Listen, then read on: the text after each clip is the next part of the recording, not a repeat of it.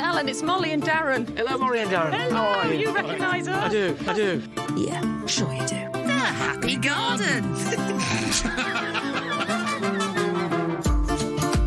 Hello, you, and a very, very warm welcome to the Happy Garden Podcast, your Happy Garden Podcast. My name is Mollie, gorgeous to be with you. It's just thee and me today, and it is a slightly different, well, very different Happy Garden Podcast because we're talking Chelsea Flower Show this week.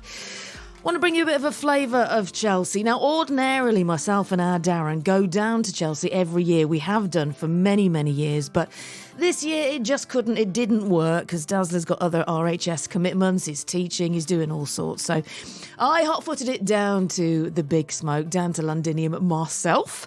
And there was a massive Darren Rudge sized shaped hole. There really was during the day, but hopefully I can bring you a bit of a flavour of things. There was one incident. I'll tell you more next week, but in brief, I did fall into the David Austin Roses show exhibit. I think I had my first senior moment in my life, reaching over to smell an orange rose. And I got all discombobulated. When you see You've Been Framed, and there's quite often some middle-aged people on the shoreline, and there's a wave coming in, and they get all confused and fall over. That was me on the exhibit stand. So I reached over to smell at a rose. I lost my balance. I got all confused, and I went head first into the show exhibit bushes. My husband had to pull me out by my backpack. I mean, for goodness sake, mortified, as were the team from David Austin Roses. Anyway, more on that next week. So this year's Chelsea is the greenest ever. Let me give you a flavour. Before we hear from some exhibitors on the podcast, a bit of a flavour of what Chelsea 2024 was all about. Now, one of the themes being sustainability. The aim to use eco-techniques, low-carbon materials and processes that are not only reducing their impact on the environment, but also reducing waste at the end of Chelsea Flower Show. All of the show gardens this year are going to be dismantled at the end of the show and reconstructed on sites around the UK, which are going to benefit the community. Chelsea Flower Show is made up of different sections. There's the big main avenue, the big sweep where you'll find the huge show gardens. And then there are the sanctuary gardens, the feature gardens, lots of balcony and container gardens this year as well, which was lovely, sort of focusing on the fact you don't have to have a big space to garden. And a big focus on houseplants this year as well. Over 500 exhibitors, there's plant experts, a wealth of shopping opportunities too, right from garden architecture, which I saw costing over 100 grand, and greenhouses for 90 grand, right down to small metal fairies that you could buy for £5-10. And in the middle of the flower show is the Great Pavilion. It is huge. It's nearly 3 acres big, enough room apparently to park 500 London buses. And the smell and the colours in there literally hit you in the face as soon as you walk in. It is magnificent. But, sadly, I can tell you what was missing this year, for myself anyway, and Darren definitely had he been with me. There was a huge Birmingham City Council show garden-sized hole. I've been going to Chelsea for many, many years now, and Brum's display guaranteed to be one of the first things that you see when you enter the huge pavilion. Always the brightest, always the tallest, the most amazing display. And they won their 11th consecutive gold medal last year. So it's really sad, actually, that I couldn't make a beeline for them as soon as I arrived yesterday, as I normally do with immense pride, because I am a Brummie. But of course, with the financial situation at Birmingham City Council, as it is, I think it's going to be a while until we see them at Chelsea again. On a more positive note, somewhere in the vast Great Pavilion were Stan and Vicky from Craighouse Cacti in Wolverhampton. Again, regular gold medal winners at Chelsea. And we spoke to them only a few weeks ago on the Happy Garden podcast to find out just how they were feeling in the run-up. They were nervous, so it was great to see their stand in place. Looking spectacular. You'll hear from them very, very shortly. First up, though, let's hear from another very good friend of the Happy Garden podcast, and that is George Plumtree. He's the CEO of the National Gardening Scheme. And again, we had him on the podcast just a few weeks ago talking about the run-up to Chelsea Garden and designer Tom Stewart-Smith, who has won gold at Chelsea 8 times. And the NGS Garden on the main avenue, I've got to admit, was my absolute favourite of the whole show this year. Couldn't take my eyes off it. It was stunning. 5 huge, beautiful coppiced hazel trees underplanted with tall woodland plants. There was a little winding path leading to this beautifully crafted volunteer hut under the canopy of the forest. And having talked to George so many times over the years, it was cracking to finally meet him at the garden. George Plumtree, we meet at last. Hello. Hello, Mollie. And what a place to meet. I know, and in George. front of our garden, our wonderful Tom Stewart-Smith garden, fully funded by Project Giving Back. Aren't we lucky? Oh, well, you and I spoke about this a few months ago when it was still in the creation. It has come to perfection, George. It is. What I love about it is it's a garden. It's not a showpiece, it's a garden. The planting is sublime. There are so many wonderful details. It's a garden that all my National Garden Scheme community will absolutely love. Lots of them have supplied some of the plants.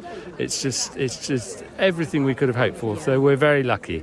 And I saw Monty Don saying the trees behind us were his favourite thing in the entirety of Chelsea. That's money can't buy you that sort of compliment. No, it's really wonderful. These hazel trees are truly amazing. But so is all the other planting. And Tom's son Ben designed the building. I could go on forever about it. It's really fabulous. The trees, George, are huge. How did you get them here? Are they root balled? They're root balled and in huge root balls, and then they're tied up with sort of canvas straps to get from Crocus at Windlesham to here on site on lorries. They looked a bit peaky when they arrived, but now they've absolutely come into their own. And of course, everything is being repurposed, as you mentioned. Absolutely. Everything, nothing goes in the bin at the end of Chelsea this year. Either we will sell lots of the perennials at our plant sale on the 1st of June, but the garden, its essence, the design, a lot of the plants, the hard landscaping in the building will all go to be a new Maggis Centre garden in Addenbrooke's Hospital in Cambridge. Yeah. Your colour palette, for anyone who can't and won't see your garden, just describe what we're stood in front of, The George. great thing about the colour palette is primarily greens. So it's all about the textures, it's all about overlapping plants, and then punctuated by lots of white, a few very pale mauvey blues like this geranium Mrs. Lambrook. But it's about the sort of palette of plants that would grow on an edge of woodland with this dapple shade from the hazel trees. A very beautiful conception. The height as well is magnificent. Well, a lot of the height has come from these amazing rhododendron Azalea davisii, which give these sort of punctuation marks around the garden, and of course the wonderful scent. George, I can't keep you too much longer because you are about to receive an award. Tell us more. I'm very lucky. I'm about to receive the Elizabeth Medal of Honour from the RHS for doing what I know not, but I'm very privileged. How are you feeling today? Fine. Nervous? No, not really. It's sort of one thing after another. You're going to need a holiday. Yes. Congratulations on the garden for you and Tom. Congratulations on your award, and lovely to finally meet you. Thank you very much, Mollie. Lovely. Thanks. The lovely George Plumtree there. And you can see a picture of George receiving his medal on the Happy Garden podcast Facebook page. In fact, there's lots and lots of pictures on the podcast Facebook page if you want to have a look. Now, it was announced this month that King Charles III will continue to be the patron of the National Garden Scheme. And talking of royalty, the RHS announced this month that His Majesty the King will be the next patron of the Royal Horticultural Society, the UK's gardening charity dedicated to helping everybody to garden for health, for happiness and the environment. And the royal party usually arrive at Chelsea Flower Show about 4:00 on the Monday afternoon. So we all get kicked out about 3. It's quite a thing. It's quite an experience, actually. It's quite a sight as well. Things start to change at about 3, 3:15. The tannoys boom out that we've all got to start getting our things together to depart the ground. Lots and lots of brooms come out, lots of police and sniffer dogs as well, flooding all of the displays, all of the show gardens, all of the avenues. Sniffer dogs making sure that the showground is secure for the royal visit. Now, shortly, I'll be playing you an interview that I did with Miria, who designed the Stroke Garden. But first, let's hear from Stan and Vicky from Craig House Cacti in Wolverhampton. They spoke to us on the pod a few weeks back about getting ready for the Chelsea Flower Show. Wasn't difficult to find Stan and Vicky in the Great Pavilion. I just looked for the fabulous couple in green. I found them, Stan and Vicky. Hello, both. Hello there. Hello. It seems a while since we spoke on the Happy Garden podcast. You were getting ready for Chelsea and it's here. How are you both? Yeah, it's here, yes. We've definitely put it together. Yeah. Are you happy with what you've done? Yeah, on the whole we are, yes. We've done our best, so... And did it travel okay? Was set up all right? Yes, it was probably one of the best setups we've had. Why? It wasn't stressful at all this time, was it? Not Well, really. we just No, sort it was... got on with it and- we'd had help and it all went quite smoothly, really. Describe what we're looking at then, Stan. Describe the display at Chelsea this year. Well, we have some shelving at the back showing people that some of the plants need shade to grow and others need full sunshine. And down the front they said, can you think outside the box? So we decided to put the plants in a box. Clever. So we've got cubes there with the plants inside, just as a something to think about. And it's gone non-symmetry this time, and we've not done that before. Who tells you to think out the box? Do you have some sort of coercion as to what you display? No, we get information from the RHS occasionally, and this was one of the things that came through. Yeah, for people to be able to put their plants in a different setting that will enhance their well-being and also mental health, because it's a different way of looking at plants. They're not just on a shelf, on a windowsill, on a mantelpiece. You know, they can be in other things, hence the cubes, because the cubes are all open-sided. So they can actually see the plant from various angles, which is good. For those that don't know your medal history, remind us all. The only ones we tend to keep check on is the Chelsea one, and at the moment we have 11 out of 13 visits. And which medals do you normally win? Gold. I was going to say, you're being very, very shy. Are you confident? Because your judging's been done, hasn't it? We're never confident. We never... And we never assume we're going to get that medal, because it has happened in the past where we haven't. Yeah. And then you get really down. But we just take what comes now, and that's it. If the public like it, that's what matters to us. We don't do it for the judges, we do it for the public at the end of the day. Yeah. And if they're happy, and if they get ideas from it, we're happy. And have you had a good reaction so far today? Yeah. Yeah. So we've had quite a few celebs come and have a look at it. So Oh, who have you had? we've had Jason Manford, Jessica Ennis-Hill. Who else have we had? Oh, we had Nikki Chapman, Carol Kirkwood. Carol Kirkwood, and Joe Swift. Oh, he's lovely, isn't he, Joe Swift? We haven't seen him for a while. We missed him at Malvern, but he came to see us today. That's been it, I think, round here. He only wanted to see her here. Did he? Was he after you, Vicky? Well, can I say, Stan and Vicky, I mean, you look amazing every year without fail, whatever show we see you at, but I think you've surpassed yourself this year. For anyone who doesn't know Stan and Vicky, they dress as not as cacti, but everything they're wearing. Vicky, you've got the cactus earrings this year, you've got your nails are done, your ring. Stan's got additional cacti around his hat. Look at your shirt. His bow tie. Did you make your outfit? I've made this, yes, and he has got a jacket, but it's too warm. It is hot. I did tell him it was too warm, to have it, but no, we had to have a jacket, so we've done a jacket as well. But yes, I've made them now for the last 3 years. Now, royalty obviously is going to visit this afternoon. I know you've got pictures of Her Majesty the Queen with you on your stall. The King is due this afternoon. Do you think you'll see him? I met the King last year. I will see him, but I don't think I'll get to meet him again, because that was a once-in-a-lifetime opportunity. What happened last year? Remind everyone. He wasn't where he was supposed to be, and I wasn't where I was supposed to be. And we met. And the next thing he stood in... I couldn't escape. And the next thing he stood in front of me with his hand out, ready to shake my hand, because you never approach royalty. And I just shook... I don't know what he said. It just went straight over my head. But it was lovely, and he got lovely soft hands. I do. Yeah, yeah. Did you get picky with him, Vic? Yes, a friend managed to get one, but it was a long shot. Yeah. But I managed to bring it back. Well, good luck. So what happens now? You've been judged. What, you come in the flaps tomorrow morning and you'll know? Yeah? Yes, we'll know first thing in the morning. Yeah. Well, best of luck. We'll catch up with you soon. But the stall is amazing. Your display is amazing. You both look amazing, and it's gorgeous to see you. Thanks, Stan and Vicky. No, Thank you. Stan and Vicky from Craig House Cacti. If you want to look them up, you can head to their website. It's all one word, and it's craighhousecacti.co.uk. And there's a splendid picture of them on the Happy Garden podcast Facebook page as well. Oh, they make me so happy. They make me smile just thinking about the pair of them. They're just lovely. So head to their website if you want to find out more about them.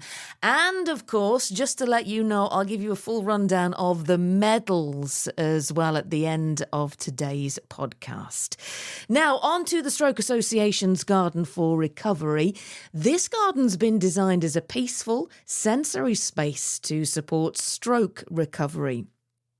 And the design inspiration is recuperation in the natural world.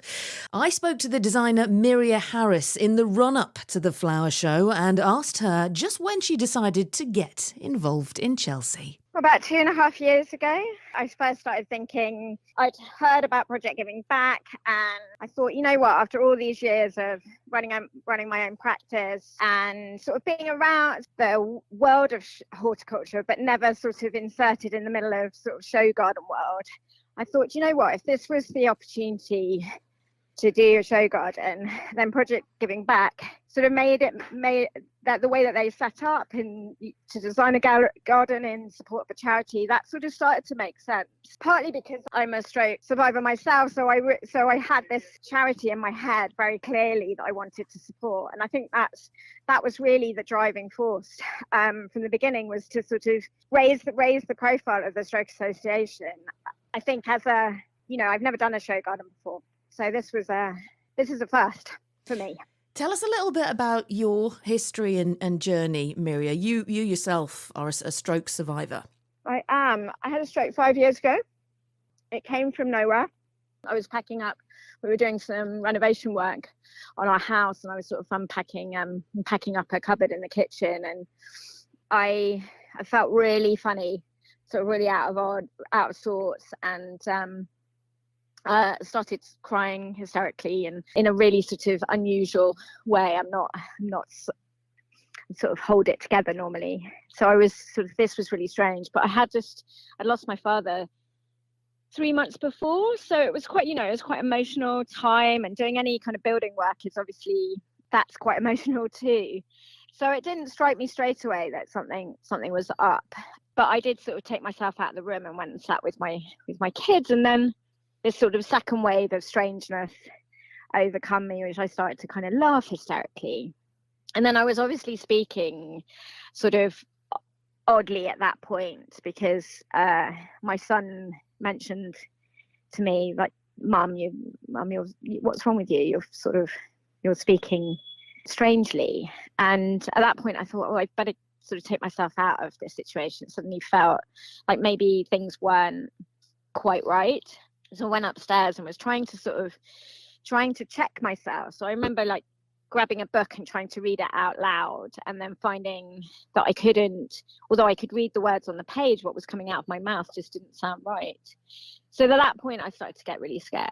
I still didn't know what was happening, but I went down to have dinner, and just was too scared to open my mouth in case something strange came out. That's when my son said again, Mummy's still speaking in a weird way. And my husband looked and said, why did you say that, Carter? Why did you say that? And then sort of marched me out of the room and did all sorts of tests and called the paramedics. And then I think this is what this garden is about, is that kind of process, the actual stroke situation. It's all about speed. It's all about speed of response. It happens really quickly. It comes from nowhere. And then it's all about getting the medical care that you need really quickly. What has occurred to me in those 5 years is that recovery is the absolute opposite. It takes a long time. In many ways, I'm still recovering.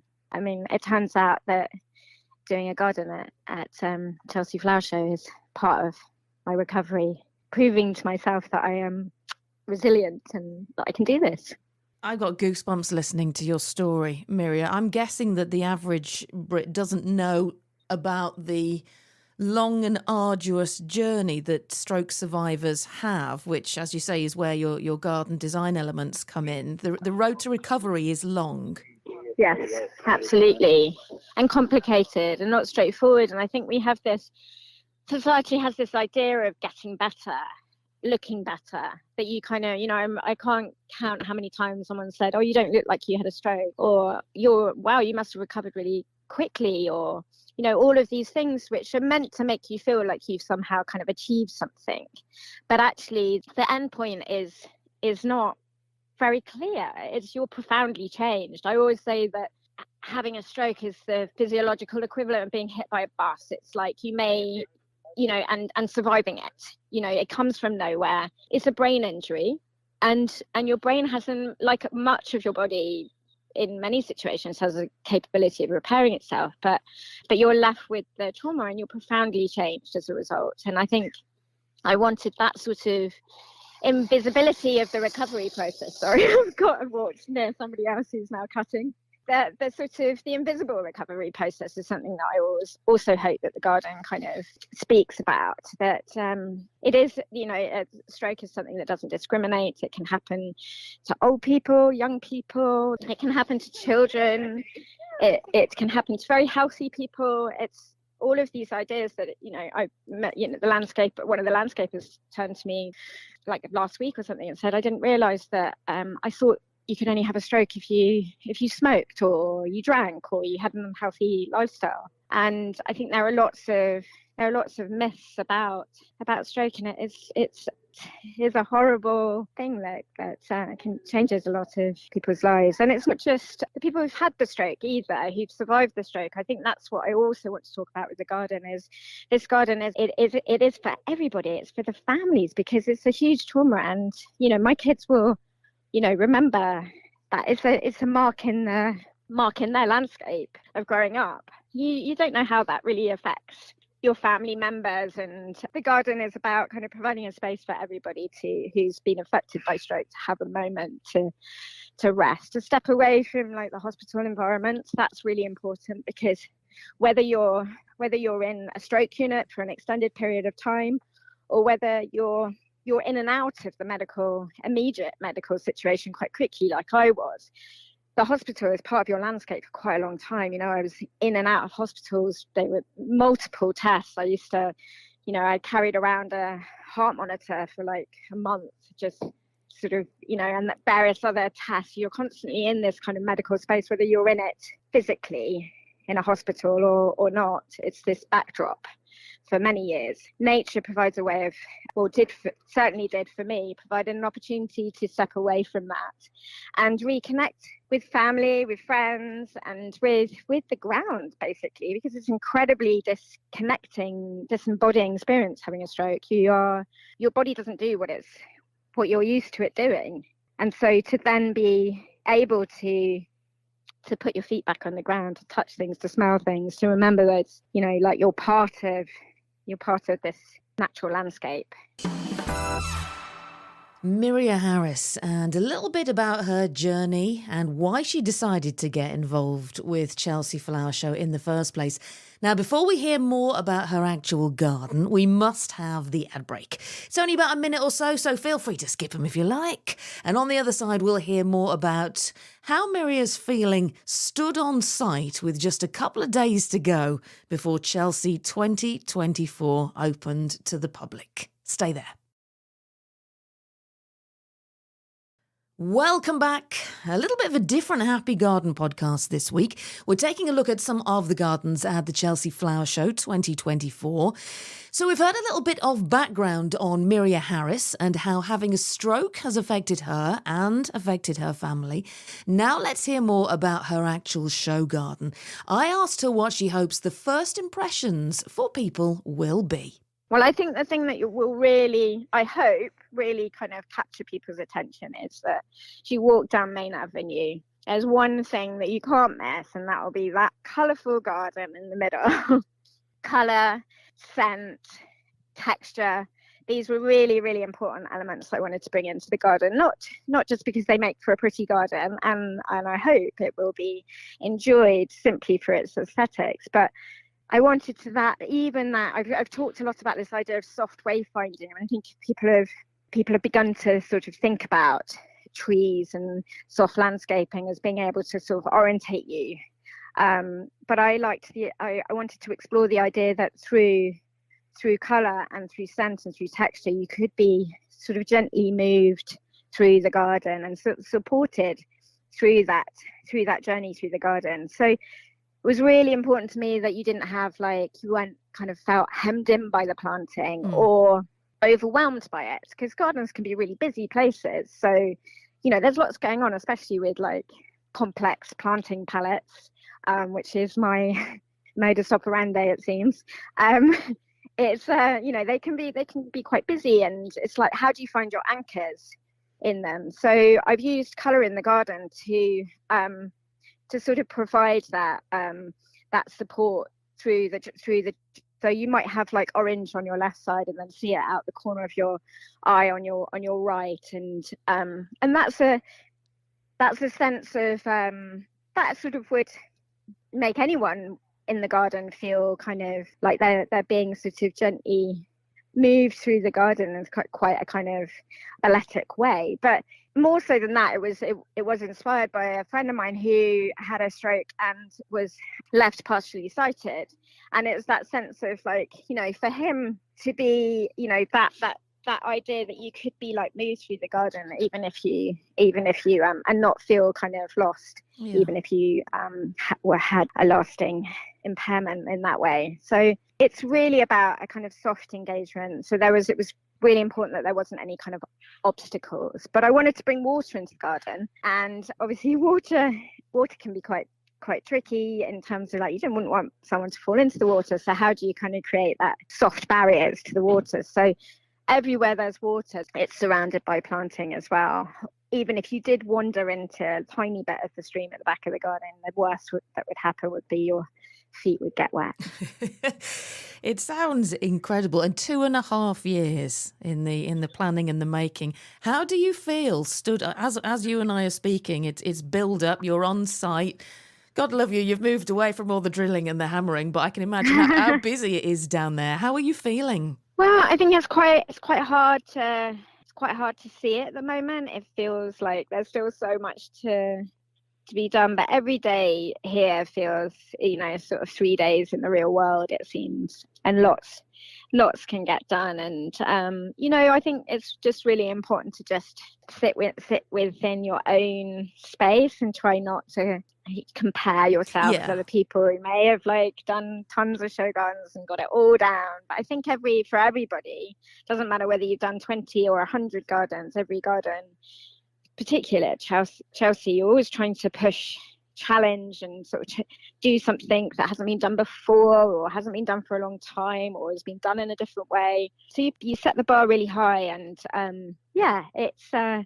it's been quite a roller coaster. We've got one of the things that we've got in the garden is this body of water, which is a puddled clay pond, and it's the first time in sort of modern years that we've created a water feature at Chelsea. That a water feature is being created at Chelsea without the use of plastic, and that to me was really important. It was quite a moment yesterday to sort of turn up on site and I could see the bottom of the pool, which was really the bottom of the main wildlife pond, and I was just like, that's incredible there. But then today I turned up and there's no water in the pool, and we had to fix a hole. So a roller coaster, as you say. You'll be sneaking a gnome in next. Miria, just stick a gnome in there. Just a little one. Well, I did early on. I had a very sweet keep myself under check. I took myself away for 5 minutes and made a miniature lazy river rafting rubber ring to test the flow of the water, with a little kind of stick man in the middle. I think everyone thought I'd completely lost it, but it was only week one, so You should include that. You should include it. People will love it. And listen, your garden's going to be beautiful because you've designed it. Yeah, as you say, don't compare yourself. Don't judge yourself, Miria. It's going to be beautiful. I must ask, finally, what happens to the garden after breakdown? Where's the garden going? So the garden's is going to be all of the plants and the trees are moving to a hospital in Leeds called Chapel Allerton, where it will be a garden for patients with a stroke unit there. And the built elements, which are obviously and the water can't go there because of Legionnaire's disease and maintenance, and the walls sort of have a wonderful kind of storytelling role at Chelsea, but I was really keen that the repurposed garden would be a real garden, not just a narrative, that it would be a garden that could actually support patients' recovery. So I'm really excited about making that garden. Which is quite nuts because I'm only having a week off before I go up and do that. Oh my goodness. You're gonna need a break. Well, Miria, it's so wonderful to speak to you. I better let you get back on. You've got a busy day ahead. Aren't we lucky that the weather has turned? I mean, my goodness, with the rain for the last few months. But actually, we didn't mind the damp days. It was the blistering hot 27 degrees where it's hard work for everybody. And today is a perfect day. Wonderful. Hopefully it will end perfectly too. I'm Pete Waterman, and you're listening to the Happy Garden Podcast. It's always better the devil you mow.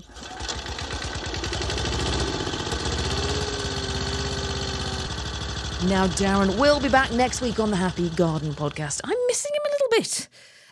But I did have to go down to Chelsea without Darren because he had RHS work on, he had teaching. It was really, really busy for him. Everything just sort of clashed with press day, so I had to go without him. But next week on the podcast, we'll discuss more of the odds and sods regarding Chelsea, the celebrities. I mean, that's just a really strange thing about Chelsea because it's press day. You get the celebs walking down. And at one point on one of the shopping avenues, it's not busy there at all.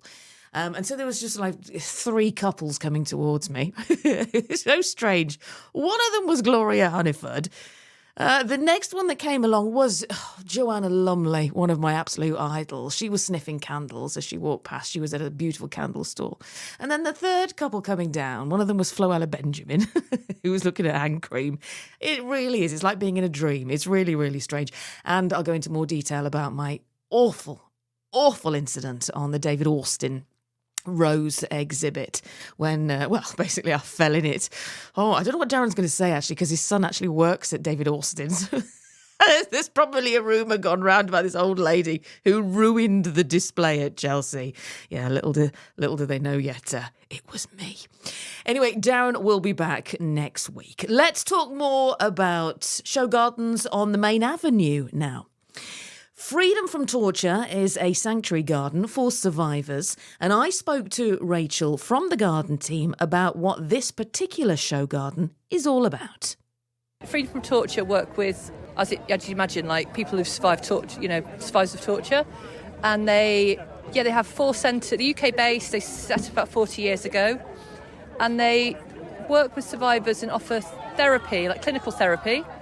But then they do creative things like gardening, cooking, music, and things that are just about, having to rebuild their self-esteem, work in groups, rebuild their self-confidence. And gardening's like amazing. It works on so many levels.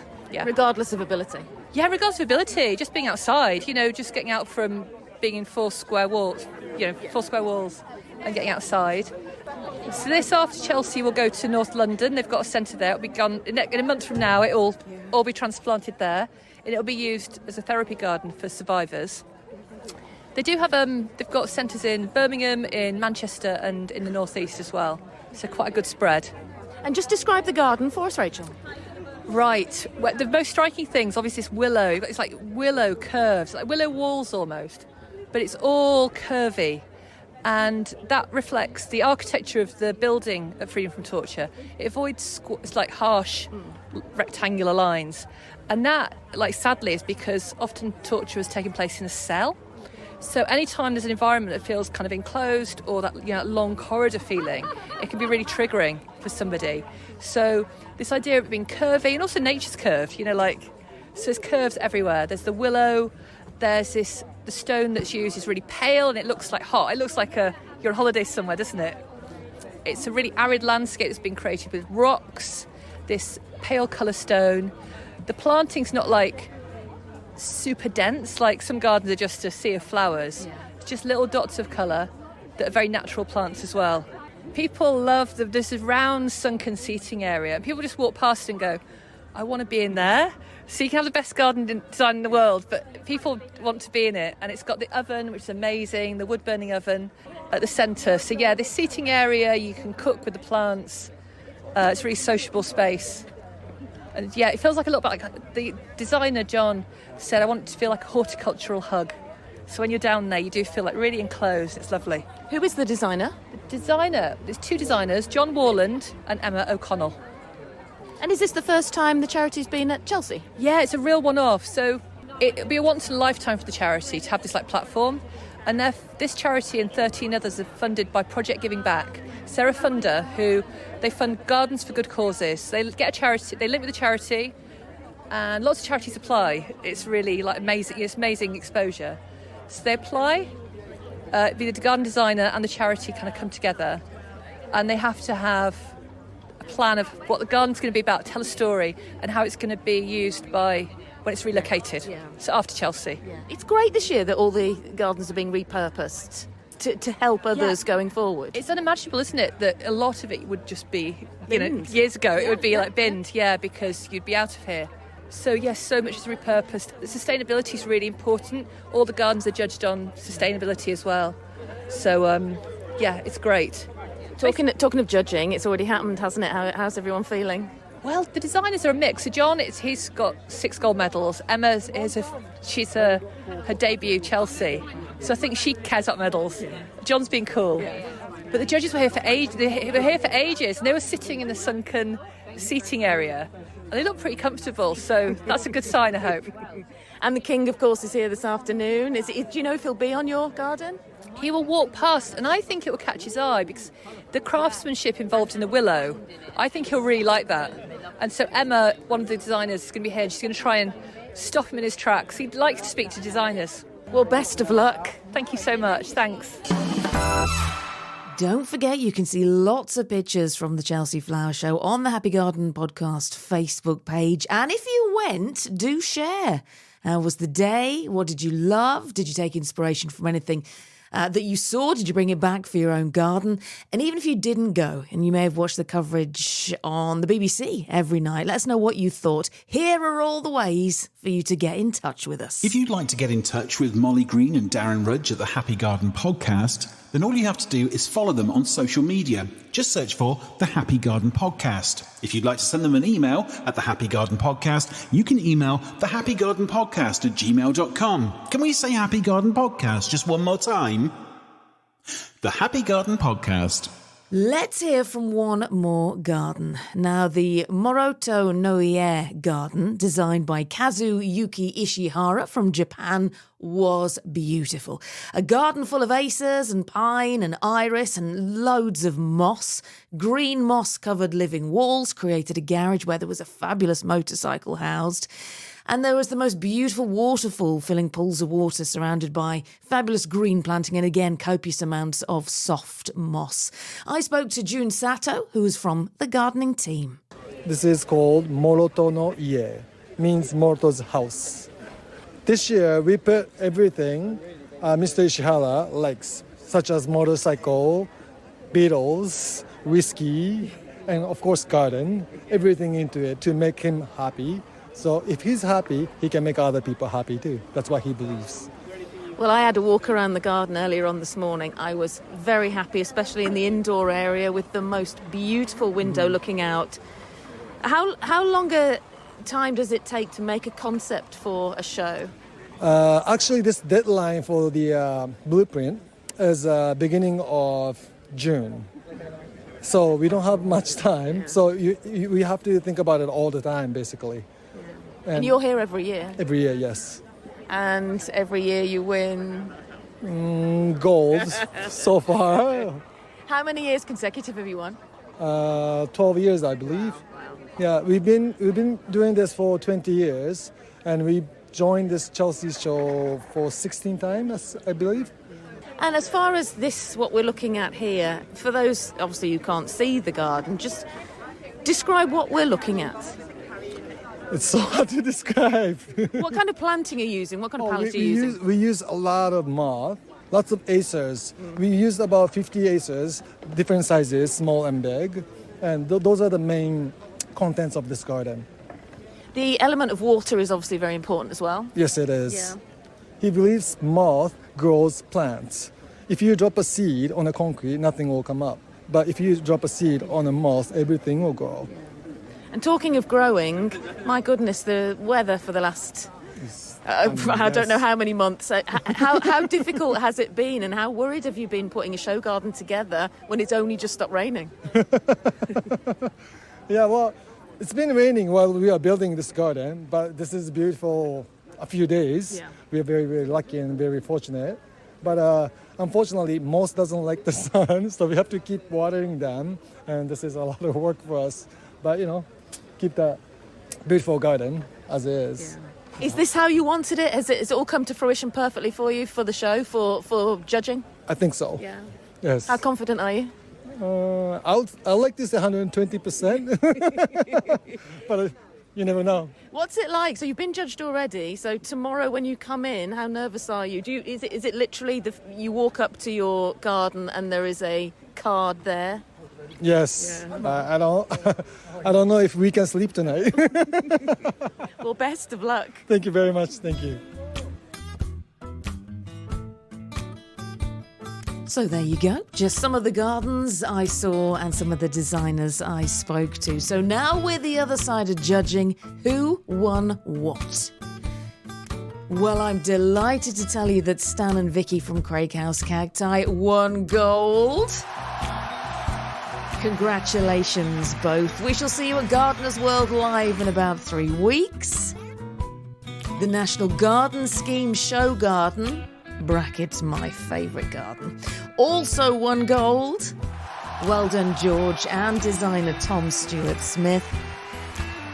The Stroke Association's Garden for Recovery, designed by Miria Harris, won a bronze medal.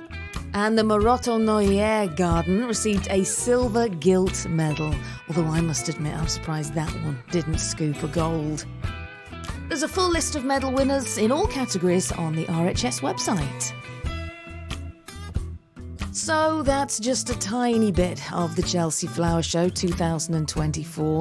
I had a brilliant day, full of colour and scent and vibrancy and inspiration.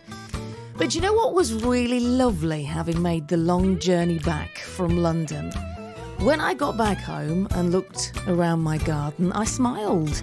Even though I'd just come from what is considered to be the pinnacle of horticulture, the best designs, the best planting, the best of everything, I looked around and I thought, I wouldn't swap my garden for anything. And that's absolutely key, I think, in gardening. Whatever your space, whatever your budget, whatever your constraints, it's whatever makes you happy that makes it a wonderful garden. If it's a garden that gives you pleasure and a garden that you want to spend time in, a garden that enhances your day, then it's your very own Chelsea. Cherish it. See you next week.